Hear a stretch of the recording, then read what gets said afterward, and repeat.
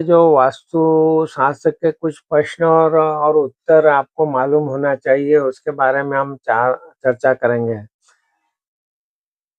खेत के जो वास्तुशास्त्र के प्रश्न उत्तर अक्सर जो पूछे जाते हैं, उनमें उनके उत्तर देने का हम प्रयत्न करेंगे। तो सर्वप्रथम तो बात करेंगे खेत के वास्तुशास्त्र के अनुसार वर्गाकार या आयताकार भूमि होना चाहिए।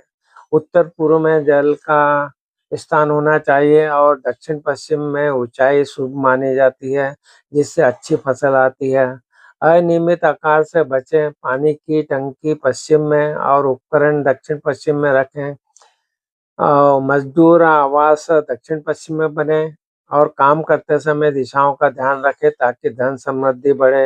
ये मानते हुए कि भूमि की ऊर्जा संतुलन में रहे और सकारात्मक प्रभाव बना रहे।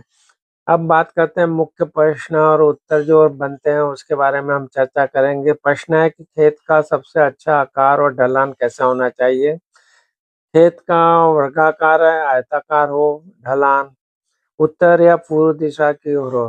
खेत वर्गाकार या आयताकार हो और ढलान की जो बात करें तो उत्तर या पूर्व दिशा की ओर होने चाहिए।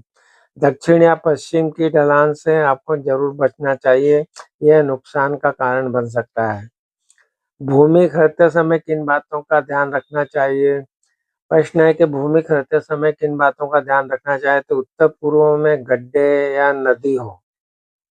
दक्षिण पश्चिम में टीले या पहाड़ हो। दक्षिण दिशा में सड़क से लगी भूमि से बचना चाहिए आपको। प्रश्न है कि खेत में पानी और बिजली की व्यवस्था कहाँ करें। कुएं या बोरवेल और पानी की टंकी उत्तर या उत्तर पूर्व में या पश्चिम दिशा में ओवरहेड टैंक बनाए। बिजली के जो उपकरण है वो ट्रांसफार्मर वगैरह है वो दक्षिण पूर्व या पश्चिम में भी रख सकते हैं। उपकरण और अनाज रखने के लिए क्या स्थान उचित है। कृषि उपकरण और औजार दक्षिण या दक्षिण पश्चिम दिशा में रखना चाहिए।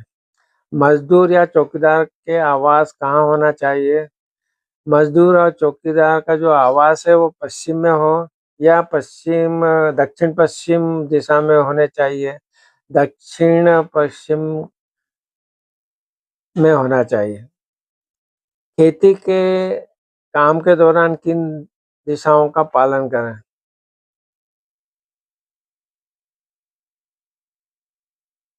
खेती के काम के दौरान किन दिशाओं का पालन करें। खेत में काम करते समय जो आपका चेहरा है वो हमेशा उत्तर या पूर्व